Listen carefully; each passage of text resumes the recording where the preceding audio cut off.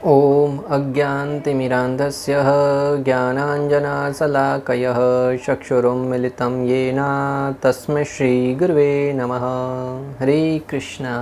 आज गीता श्रृंखला के सत्र क्रमांक 554 में आप सभी भक्तों का हार्दिक स्वागत है। आज हम श्रीमद् भगवद गीता के 70वें अध्याय के, जो कि है श्रद्धा के विभाग, श्लोक क्रमांक 28, जो कि इस अध्याय का आखिरी श्लोक है, अध्ययन करेंगे। तो आइए, श्लोक इस प्रकार है।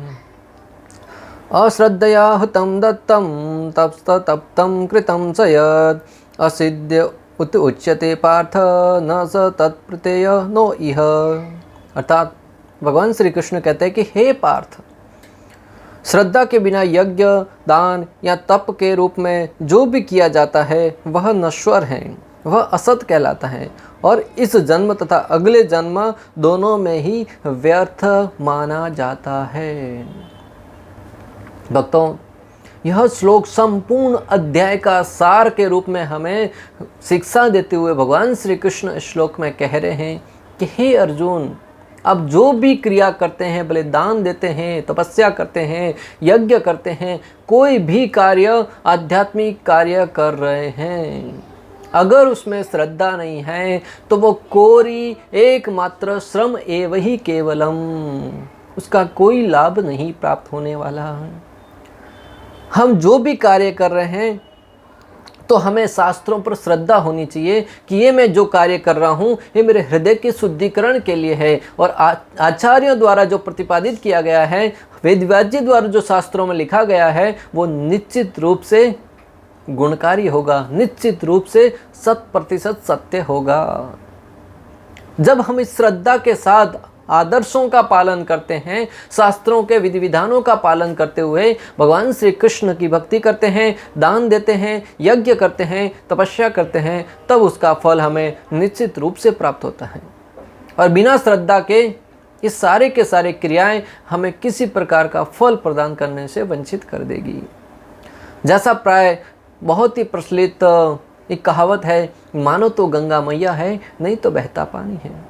वही गंगा भगवान श्री विष्णु के श्री चरणों से निकली है, उसमें वही गुण है, परंतु अगर किसी व्यक्ति की श्रद्धा नहीं है, उस व्यक्ति को कोई लाभ प्राप्त नहीं होने वाला। अनेक प्रकार के दान में, तपस्या में, यज्ञ में हमें चाहिए, हम कर तो रहे हैं तो श्रद्धा से ही कीजिए। भक्तों, इस जगत में प्राय हम कई कार्य करते हैं जिसमें अनेक लोगों पर हम श्रद्धा रखते हैं। जैसे हम ट्रेन में बैठने जाते हैं, ट्रेन के कितने डब्बे लगे रहते हैं, हमें पता नहीं आगे ड्राइवर है नहीं है, परंतु हमें श्रद्धा है कि ड्राइवर होगा, सरकार द्वारा नियुक्त किया होगा और हमें ऊपर श्रद्धा है और हम बैठते हैं। ऐसा नहीं कि हर बार ट्रेन में बैठने जाते हैं, कितने लोगों ने जाकर चेक किया पहले कि ड्राइवर है कि नहीं, उसके पास लाइसेंस है कि नहीं, फिर मैं अंदर बैठूंगा। कभी भी ऐसा किया आपने? फ्लाइट में बैठने जाते हैं, कभी आपने पता किया कि अंदर पायलट है कि नहीं और उसने डिग्री उसके पास है कि नहीं पायलट चला एरोप्लेन उड़ाने की? मैं जानूंगा तभी बैठूंगा। कभी किसी ने विचार किया, क्रिकेट खेलने जाते हैं, कि क्रिकेट में दोनों साइड स्टंप लगाने का सिस्टम कहां से आया और ऐसा कैसे कि स्टंप को बॉल लगेगी तो मैं आउट होऊंगा? ये नियम किसने बनाया? जब तक मुझे पता नहीं चलेगा कि ये नियम किसने बनाया और ऐसा क्यों है, बॉल कैच पकड़ने से आउट होगा, तब तक मैं क्रिकेट नहीं खेलूंगा। जीवन भर बिना खेले ही रह जाएंगे। जीवन में हर एक कार्य हम करते हैं इस भौतिक जगत के किसी न किसी व्यक्ति पर श्रद्धा रखते हुए करते हैं, परंतु जब शास्त्रों की बात आती है, जब आध्यात्मिक ज्ञान की बात आती है, तब हम अनेक प्रकार के उटपटांग प्रश्न पूछते हैं। हाँ, जिज्ञासा करनी चाहिए, प्रश्न पूछने चाहिए, परंतु वो आध्यात्मिक धरातल पर होने चाहिए, जिसका कुछ वजूद होना चाहिए, जिसमें कुछ ज्ञान का समावेश होना चाहिए। मात्र और मात्र मनोकल्पित ढंग से ऐसे प्रश्न न पूछे जाएं जिसका कोई आधार, तो कोई सर है न कोई पाव है, वो मात्र और मात्र सामने वाले को चुनौती देने के लिए पूछे जा रहे हो। क्योंकि भगवान श्री कृष्ण भगवद गीता 4.34 में कहते हैं अर्जुन से, तत्विधि प्रणिपाते न परिप्रश्ने न सेवया उपदक्षन्ति ते ज्ञानम ज्ञानिनम तत्त्वदर्शिनः। भगवान कहते हैं कि हे अर्जुन, तुम्हें चाहिए कि गुरु के पास जाकर विनीत भाव से उनकी सेवा करें। जब गुरु प्रसन्न होंगे वो निश्चित रूप से तुम्हें सत्य के विषय में ज्ञान प्रदान करेंगे, क्योंकि उन्होंने सत्य का दर्शन किया है।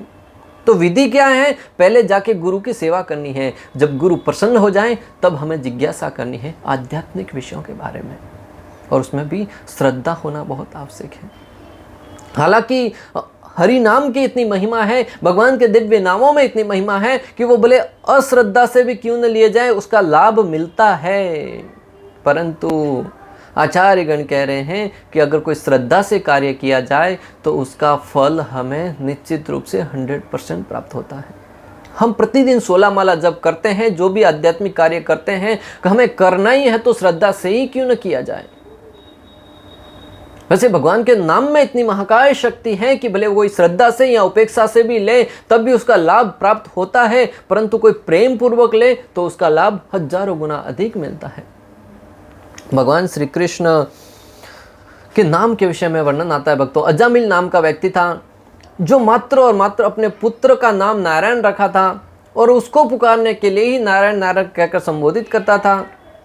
परंतु भगवान जब उसकी मृत्यु हुई, यमराज के पार्षद उसको लेने आए और जब उसने अंतिम क्षणों में अपने सामने यमदूतों को देखकर अपने नन्हे से पुत्र नारायण को नारायण कहकर संबोधित किया, भक्तों भागवतम गवाह है, भगवान श्री विष्णु के पार्षद शंख चक्र गदा पद्म धारण की वहाँ प्रकट हो गए और अजामिल की रक्षा करी, उसको यमदूतों से मुक्त करवाया। जब अनजाने में कोई नाम लेने का इतना फल मिलता है तो कोई श्रद्धा पूर्वक नाम लेगा उसका क्या फल मिलेगा। इस भौतिक जगत में भक्तों हम डॉक्टर के पास भी जाएं तो कोई औषधि लेने के लिए हमें अपनी व्याधियों को बता के फिर डॉक्टर जो दवाई देता है उसको श्रद्धा रख कर उस दवाई को लेना होता है। कई बार मैंने अपने जीवन में अनुभव किया है, जब हम डॉक्टर के पास जाते हैं अगर उस डॉक्टर के ऊपर श्रद्धा नहीं है, भले वो दवाई दे भी देगा, हम उस दवाई को ले भी लेंगे, परंतु जीवन में कुछ प्रभाव नहीं डालती, कारण हमारी उसमें श्रद्धा नहीं थी। जिस व्यक्ति की शास्त्रों में श्रद्धा और सात्विक स्वभाव होता है वह तुरंत भक्ति स्वीकार करता है। जिस व्यक्ति का स्वभाव सात्विक होता है, शास्त्रों में श्रद्धा होती है, वह तुरंत भगवान श्री कृष्ण की भक्ति स्वीकार कर लेता है, क्योंकि उसका भाव है सात्विक है, भगवान में श्रद्धा है। विशेष रूप से आप राजस्थान की तरफ जाइए, लोगों की श्रद्धा बहुत कोमल होती है। जहाँ कहीं गेरुए वस्त्र पहने व्यक्ति को देखते हैं, कुछ आध्यात्मिकता के विषय में बातें करता है, तुरंत उसको स्वीकार कर लेते हैं।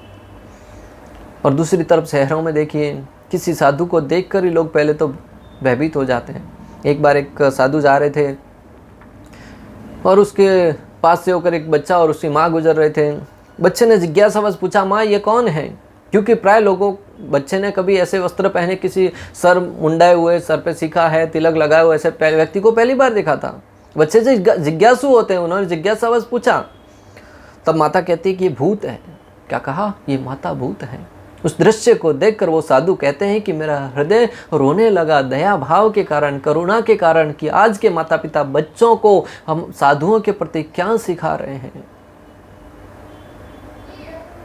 जब साधुओं के प्रति ऐसा सिखाते हैं और नाचने गाने वाले लोग, जिसे लोग हीरो हीरोइन कहते हैं, जो नशे के आदी हैं, पूरी तरह से नशे की वस्तुओं को पानी की तरह प्रयोग कर रहे हैं, उनको अपना आइडल के रूप में स्वीकार करने के लिए प्रेरित करते हैं। जब टीवी में आते ये कौन है? ये हीरो है, ये हीरोइन है, ये हमारे आदर्श हैं। तब भक्तों कल्पना कीजिए, आज का मानव, आज के युवा किसको स्वीकार करेंगे और जीवन में क्या सीखेंगे। श्रीपाद रामानुजाचार्य के एक अनुयायी कहते हैं कि शास्त्र के प्रति आज्ञाकारिता होनी चाहिए और श्रद्धा भी होनी चाहिए। शास्त्रों के प्रति आज्ञाकारिता श्रद्धा के साथ होनी चाहिए। शास्त्र हमें क्या निर्देश देते हैं उसका पालन जीवन में करना चाहिए, और उनकी आज्ञा का पालन जब हम श्रद्धा के साथ करेंगे निश्चित रूप से जीवन में परिवर्तन आएंगे। प्राय हम देखते हैं कि हमारे सनातन धर्म में प्रोत्साहन सब देते हैं, हाँ आप अच्छा काम कर रहे हैं, कीजिए कीजिए, परंतु जब सहयोग देने की बात आती है तब हाथ पीछे खींच लेते हैं। कहते हैं आप आगे बढ़ो, हम आपके साथ हैं, और पीछे अब उल्टे पांव पीछे सड़कते जाते हैं। वैसा लीडर होता है जो कोई उत्साहित होता है, वो आगे चले जाता है, लोग पीछे से खिसक जाते हैं, कोई भी साथ देने के लिए तैयार नहीं होता है। हमें जीवन में चाहिए कि धर्म की रक्षा के लिए, सनातन धर्म के प्रचार के लिए हमें अपने जीवन में से कुछ समय निकालना होगा। शास्त्र वर्णन करते हैं, धर्म एव हतो हन्ति धर्मो रक्षति रक्षितः तस्मात् धर्मं त्यज्येन एव मानव धर्मो हतो वदेत्। जब हम धर्म की रक्षा करेंगे, धर्म की रक्षा के लिए प्रयास करेंगे, निश्चित रूप से धर्म के द्वारा हमारी रक्षा होगी। पांडवों का दृष्टांत भक्तों, पांडवगण धर्म के रास्ते पर थे। भगवान श्री कृष्ण के मार्गदर्शन में धर्म की रक्षा करने के लिए, धर्म की स्थापना करने के लिए युद्ध लड़ रहे थे। पांडवों को स्वयं के लिए इंद्रभोग की कोई आवश्यकता नहीं थी। अरे युधिष्ठिर महाराज ने तो यहाँ तक कह दिया था कि हमें मात्र 5 गांव दे दो, हमें कोई युद्ध करने की जिज्ञासा नहीं है, लालसा नहीं है, इंद्रिय भोग करने की आशा कामना नहीं है। परंतु जब दुर्योधन ने कह दिया कि मैं सुई के नोक जितने भी जमीन प्रदान नहीं करूंगा, तब युद्ध अवश्य भावी हो गया भक्तों। उस अवस्था में पांडवों ने युद्ध किया और धर्म की तरफ से लड़ने के कारण भक्तों इतिहास गवाह है, परिणाम है वो पांडवों के पक्ष में गया। आज जब भी पांडवों का नाम लिया जाता है, बड़े गर्व से लिया जाता है कि उन्होंने धर्म की स्थापना के लिए युद्ध किया। अतः हमें हमारे धर्म की स्थापना के लिए, धर्म की रक्षा करने के लिए, भले वो शिक्षा के क्षेत्र में हो, आध्यात्मिकता के क्षेत्र में हो, जहां कहीं भी अवसर मिलता है उसे चूकिए मत, हाथों हाथ जाने मत दीजिएगा। शास्त्र विहीन श्रद्धा और श्रद्धा विहीन शास्त्र दोनों ही फल प्रदान करने में अक्षम हैं। शास्त्र के विहीन श्रद्धा और श्रद्धा विहीन शास्त्र दोनों ही फल प्रदान करने में अक्षम हैं। किसी शास्त्र का पालन कर रहे हैं परंतु उसमें श्रद्धा नहीं है, और किसी श्रद्धा है परंतु उसमें शास्त्रों का समावेश नहीं है, शास्त्रों का आदेश नहीं है, तो वो श्रद्धा भी कुछ काम की नहीं, लोगों को गलत राह पर ले जाएगी। आज हम प्राय देखते हैं लोगों में श्रद्धा तो बहुत है परंतु ज्ञान के अभाव के कारण लोग ठगे जाते हैं। अनेक ऐसे लोगों के शिकार बनते हैं जो मात्र गेरुआ वस्त्र धारण करके, साधु का चोला ओढ़ के, अनेक अन्य धर्मों के लोग सनातन धर्म की संस्कृति को अपनाकर अन्यों का शोषण कर रहे हैं, लूट रहे हैं, उनसे धन मांग रहे हैं। जब लोगों को मालूम पड़ता है ये तो ढोंगी है, तब उनकी सारे के सारे साधु हैं उनके ऊपर से श्रद्धा उठ जाती है। अतः भक्तों हमें विवेक होना चाहिए, कौन सच्चा साधु है, कौन ढोंगी साधु है। किसी के ललाट पर तो लिखा हुआ तो है नहीं ये सच्चा साधु, ये ढोंगी साधु है। हमें स्वयं की बुद्धि के परीक्षण द्वारा पता करना होगा कि शास्त्रों में साधुओं की क्या मान्यता बताई गई है, साधुओं के क्या गुण बताए गए हैं। साधु नशा नहीं करना चाहिए, जूसा नहीं खेलने वाला होना चाहिए, मांसाहार नहीं करना चाहिए, परस्त्री संग नहीं करने वाला होना चाहिए। साधु जो कहता है वो अपने जीवन में स्वयं पालन करने वाला होना चाहिए। साधु भगवान का भक्त होना चाहिए। जो शिक्षा दे रहे हैं वो स्वयं के जीवन में पालन करने वाला होना चाहिए। साधु अपने आप को कभी भगवान नहीं बताएगा। ये अनेक गुण हैं जिनको हम अपनी बुद्धि की कसौटी पर कसने के उपरांत अगर उनकी शरणागति स्वीकार करेंगे, और साधु जो ज्ञान दे रहा है क्या वो भगवान श्री कृष्ण से प्रेम करने के विषय में दे रहा है, या मात्र अपने इंद्रिय भोग के लिए धन मांग रहा है, धन मांग रहा है, धन मांग रहा है, वो साधु नहीं है। तब हम निश्चित रूप से कभी धोखा नहीं खाएंगे। श्रद्धा बिना सारी क्रिया निष्फल होती हैं। ऐसी क्रियाओं की इस श्लोक में निंदा की गई है, क्योंकि अगर हमें भगवान और संतों में श्रद्धा ही नहीं हो तो फिर उनकी सेवा किस प्रकार करेंगे। भक्तों, श्रद्धा बिना जो सेवा की जाती है उसकी यहाँ पर भर्त्सना की गई है, क्योंकि हमें अगर श्रद्धा ही नहीं है तो हम साधु और भगवान की सेवा कैसे करेंगे। और इसका ज्वलंत दृष्टांत भक्तों प्राय आज देखिएगा, कई जगह पे भगवान के विग्रह पर प्लास्टिक के हार चढ़ाए जाते हैं। अगर हमें भगवान से प्रेम है तो हमें चाहिए कि अपने हाथों से या बाजार से जो प्रेम पूर्वक फूलों का हार बनाया गया हो, उस फूलों के सुगंध भरे हार को भगवान को अर्पण करना चाहिए। क्या भगवान आपके किसी प्लास्टिक के हार से आकर्षित होने वाले हैं? क्या उसके भूखे हैं? भगवान समस्त ऐश्वर्यों के स्वामी हैं। ऐश्वर्यश समग्रश वीर्यश यशसः श्रेय ज्ञान वैराग्य स एव भग इति गणा। जिसके पास संपूर्ण मात्रा में यश है, जिसके पास संपूर्ण मात्रा में बल है, जिसके पास संपूर्ण मात्रा में सौंदर्य है, जिसके पास संपूर्ण मात्रा में ज्ञान है, जिसके पास संपूर्ण मात्रा में वैराग्य है, जिसके पास संपूर्ण मात्रा में वैभव है, जिसके पास सब कुछ है, वो भगवान है। भगवान को हमसे कोई आशा नहीं है प्राप्त करने की, परंतु जब कोई व्यक्ति प्रेम पूर्वक, श्रद्धा पूर्वक भगवान को अर्पण करता है तब भगवान उसके प्रेम को स्वीकार करते हैं। हमें भगवान की सेवा करनी चाहिए हमारे शुद्धिकरण के लिए। हमें भगवान की सेवा करनी चाहिए अपने स्वयं के निजी लाभ के लिए। भगवान प्रेम के भूखे हैं भक्तों। दृष्टांत के लिए आपको बताता हूं, जब कोई व्यक्ति बाजार से चॉकलेट खरीदता है मान लीजिए उसके घर पे 2 बालक हैं, उसने बाजार से 4 चॉकलेट खरीदा, घर पे जाके दोनों बच्चों को 2-2 चॉकलेट प्रदान किया। उसमें से एक बच्चे ने दोनों चॉकलेट खा ली, हालांकि उसके लिए लाई थी, उसने हजम कर ली, और दूसरा बच्चा उस 2 चॉकलेट में से एक खोल के अपने पिता को खिलाता है, पिताजी आप खाइए, और दूसरी स्वयं खाता है। मैं आपसे पूछता हूं, पिता जो बाजार से 50 चॉकलेट और खरीद के खा सकता था, परंतु जो चॉकलेट उसका बेटा उसको दी हुई चॉकलेट में से एक अपने पिता को खिलाता है, उसमें आनंद है, वो अपरिमाप्य है, असीमित है। उसी भांति इस भौतिक जगत में जो धन धान्य है, वायु है, अग्नि है, जल है, भोजन है, फल है, फ्रूट है, सब कुछ भगवान श्री कृष्ण की देन है। उस परम ईश्वर ने ही हमें प्रदान किया है, परंतु उसमें से अगर हम प्राप्त करके भगवान श्री गोविंद को, ठाकुर जी को भोग लगाकर कि हे भगवान आप इस भोग को स्वीकार कीजिए, और इसमें इतनी शक्ति डालिए कि जब हम स्वीकार करें तो हमारे हृदय में प्रेम जागृत हो, तब भगवान प्रसन्न होते हैं कि मेरा बालक है वो मुझे प्रेम करता है। भक्तों, जहाँ पर प्रेम की बात आती है वहाँ पर किसी प्रकार का स्वार्थ नहीं होना चाहिए। हम प्राय स्वार्थ में अंधे होकर ही मंदिर जाते हैं, भगवान मुझे धन दे दो, ये दे दो, वो दे दो, वो प्रेम नहीं है। एक बार राधा जी ने भगवान श्री कृष्ण से पूछा कि आप मुझे प्रेम करते हो, आप मुझसे प्रेम करते हो, और उसमें इसका कारण क्या है? तब भगवान श्री कृष्ण कहते हैं जहाँ पर कारण आता है वहाँ पर प्रेम का प्रश्न ही नहीं उठता। अतः हमें अपने जीवन में देखना है कि प्रेम कर रहे हैं वहाँ पर किसी प्रकार का स्वार्थ नहीं होना चाहिए, अन्यों की प्रसन्नता के लिए ही प्रेम करें। रामायण का प्रसंग भक्तों, जब भगवान श्री रामचंद्र वनवास को गए, तब जो उनके भाई भरत जी थे वो भगवान श्री रामचंद्र को लेने के लिए जनक महाराज और वशिष्ठ मुनि सारे के सारे अयोध्या वासियों के साथ जाते हैं। वहाँ पर बहुत लंबी चर्चा चलती है। अंत में वशिष्ठ मुनि जनक जी के ऊपर छोड़ते हैं कि आप निर्णय कीजिए किस भाई का पलड़ा भारी है और किसको क्या आदेश देना है। जनक महाराज भरत जी की बात सुनते हैं, प्रभु श्री रामचंद्र की बात सुनते हैं।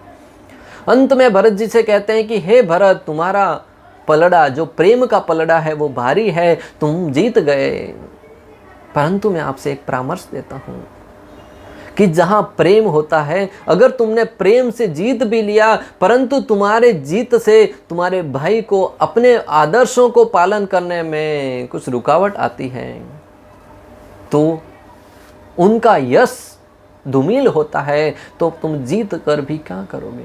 इसलिए अभी तुम पर निर्भर करता है कि तुम्हें क्या निर्णय लेना है। प्रेम के लिए, अपने भाई के लिए अपनी जीत को न्यौछावर करना है या फिर अपने भाई को विवश करना है अयोध्या आने के लिए। धन्य है भरत महाराज, वो प्रभु श्री रामचंद्र की आज्ञा का पालन करते हैं। भक्तों, हमें भी अपने जीवन में देखना चाहिए, जहाँ प्रेम है वहाँ पर किसी प्रकार का मतलब नहीं होना चाहिए। जहाँ प्रेम है, भले वो पति पत्नी के मध्य हो, पुत्र पिता के मध्य हो, पुत्री माता के मध्य हो, भाई बहन के मध्य हो, हमें देने की भावना आनी चाहिए कि मैं उनकी प्रसन्नता के लिए क्या कर सकता हूँ। जब हम अन्यों को प्रसन्नता के लिए कार्य करेंगे वही वास्तव में प्रेम होगा। आज लोग कहते तो हैं मैं जीवन भर तुमसे प्रेम करता रहूँगा, तुम्हारा मुखड़ा दिखे बिना मेरा सुबह नहीं होती है, तुम तो चंद्रमुखी हो, परंतु समय बताता है जब सामने वाले से आवश्यकता पूर्ण होनी बंद हो जाती है तब उसका वास्तविक चेहरा सामने आता है कि प्रेम था या मात्र काम था।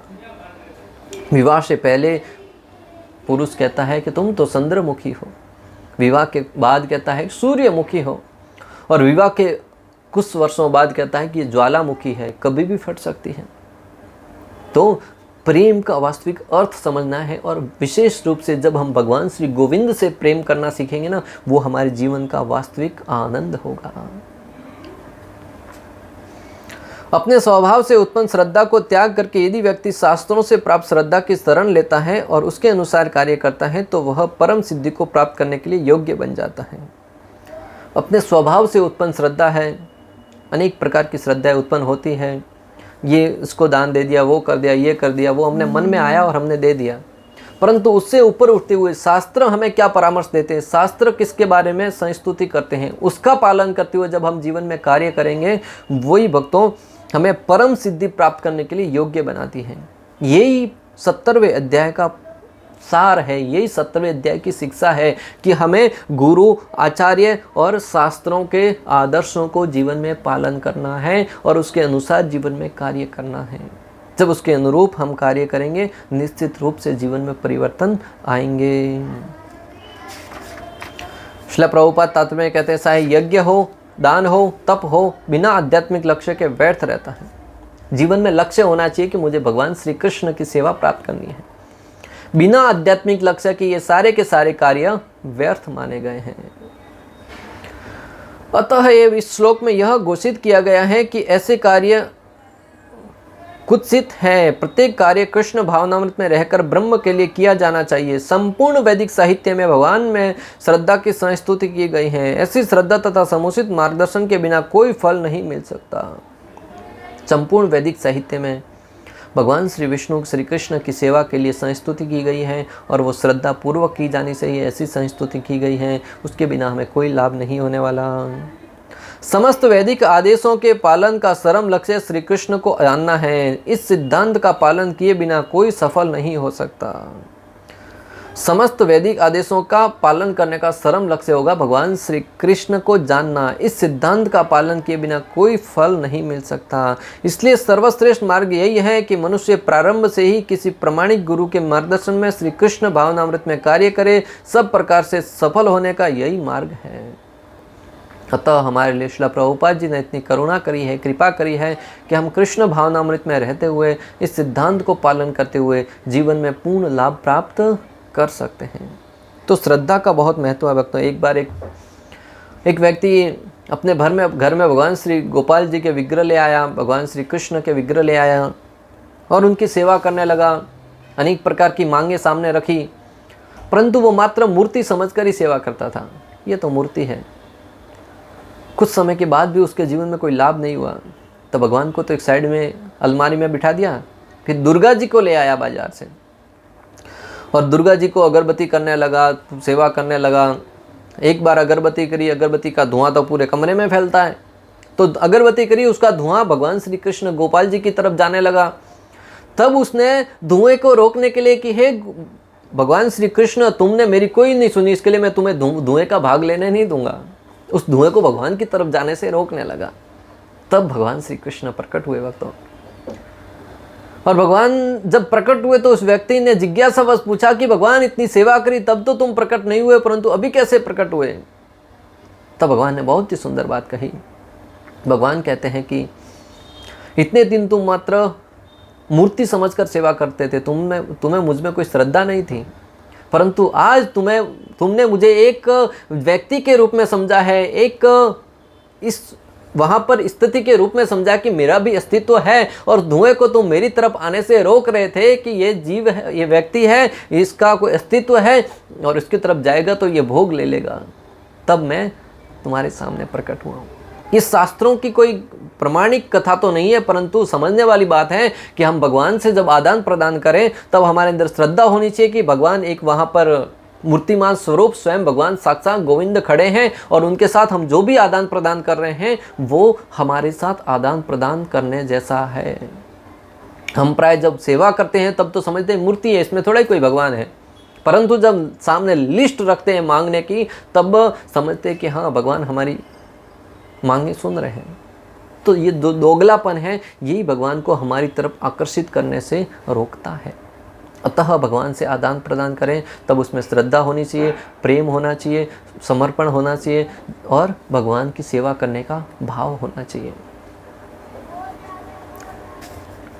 बद्ध अवस्था में लोग देवताओं, भूतों या कुबेर जैसे यक्षों की पूजा के प्रति आकृष्ट होते हैं। यद्यपि सतोगुण, रजोगुण तथा तमोगुण से श्रेष्ठ है, लेकिन जो व्यक्ति कृष्ण भावनामृत को ग्रहण करता है वह प्रकृति के इन तीनों गुणों को पार कर जाता है। प्राय बद्ध अवस्था में व्यक्ति अनेक प्रकार के देवताओं की पूजा करते हैं जहाँ से उनको कुछ भौतिक लाभ प्राप्त होता है। आचार्यगण कहते हैं कि बिल्कुल नहीं करने से तो अच्छा है, परंतु जैसे व्यक्ति उस गुणों से ऊपर उठता है तब वो भगवान श्री विष्णु श्री कृष्ण की सेवा के लिए योग्य होता है। यद्यपि कर्मिक उन्नति की विधि है, किंतु शुद्ध भक्तों की संगति से यदि कोई कृष्ण भावनामृत ग्रहण करता है तो यह सर्वश्रेष्ठ मार्ग है। इस अध्याय में इसी की संस्तुति की गई है। इस प्रकार से सफलता पाने के लिए उपयुक्त गुरु प्राप्त करके उसके निर्देशन की में प्रशिक्षण प्राप्त करना चाहिए। श्रील प्रभुपाद लिखते हैं कि हालांकि कर्मिक विकास की यही विधि है, परंतु कोई व्यक्ति अगर शुद्ध भक्तों के संग में रहकर उनसे भगवान और भगवान के भक्तों के विषय में श्रवण करेगा, तब निश्चित रूप से वो डायरेक्ट भगवान की सेवा में लग सकता है। किसी व्यक्ति को चाहिए कि वो प्रामाणिक गुरु के मार्गदर्शन में अपने आध्यात्मिक जीवन को आगे बढ़ाए और जीवन की सफलताओं को प्राप्त करें। जब कालक्रम से यह श्रद्धा परिपक्व होती है तो इसे ईश्वर प्रेम कहते हैं। यही प्रेम समस्त जीवों का परम लक्ष्य है। अतः मनुष्य को चाहिए कि सीधे कृष्ण भावनामृत ग्रहण करे। इस 17वें अध्याय का यही संदेश है। जब व्यक्ति परिपक्व हो जाता है, भगवान श्री कृष्ण की शरणागति स्वीकार करता है, तब उसको जीवन की परम सिद्धि प्राप्त होती है और यही 17वें अध्याय का संपूर्ण अध्याय का सार है। इस प्रकार 17वें अध्याय का भक्ति वेदांत तात्पर्य पूर्ण हुआ। अंत तक हमारे साथ बने रहने के लिए आप सभी का हृदयपूर्वक प्रेम पूर्वक बहुत बहुत धन्यवाद। श्रील प्रभुपाद की जय। श्री श्री राधा गोपीनाथ भगवान की जय। श्रीमद् भगवद गीता की जय। हरे कृष्णा कृष्ण कृष्ण हरे हरे, हरे राम राम राम हरे हरे।